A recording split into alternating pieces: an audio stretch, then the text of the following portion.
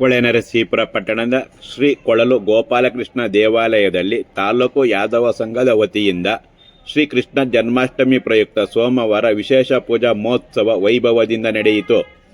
ಶ್ರೀ ಸ್ವಾಮಿಯ ಮೂಲಮೂರ್ತಿಗೆ ಪಂಚಾಮೃತಾಭಿಷೇಕ, ವಿಶೇಷ ಅಲಂಕಾರ, ಸಹಸ್ರನಾಮಾರ್ಚನೆ, ನೈವೇದ್ಯ, ಪೂಜಾ ಕೈಂಕರ್ಯ ನಂತರ ಮಹಾಮಂಗಳಾರತಿ ನೆರವೇರಿಸಿ ಭಕ್ತರಿಗೆ ತೀರ್ಥ ಪ್ರಸಾದ ವಿನಿಯೋಗ ಮಾಡಲಾಯಿತು.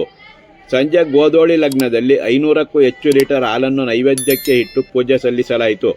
ವಿಶೇಷವಾಗಿ ಅಲಂಕರಿಸಿದ್ದ ರಥದಲ್ಲಿ ಉತ್ಸವ ಮೂರ್ತಿಯನ್ನು ಪ್ರತಿಷ್ಠಾಪಿಸಿ ಪೂಜೆ ಸಲ್ಲಿಸಿ ಕೋಟೆ ಹಾಗೂ ಪೇಟೆ ಮುಖ್ಯ ರಸ್ತೆಗಳಲ್ಲಿ ಉತ್ಸವ ಮೂರ್ತಿಯ ಮೆರವಣಿಗೆ ಮಾಡಲಾಯಿತು ಹಾಗೂ ರಸ್ತೆಯ ಉದ್ದಕ್ಕೂ ನೆರೆದಿದ್ದ ಭಕ್ತರಿಗೆ ಹಾಲಿನ ಪ್ರಸಾದವನ್ನು ವಿತರಿಸಲಾಯಿತು.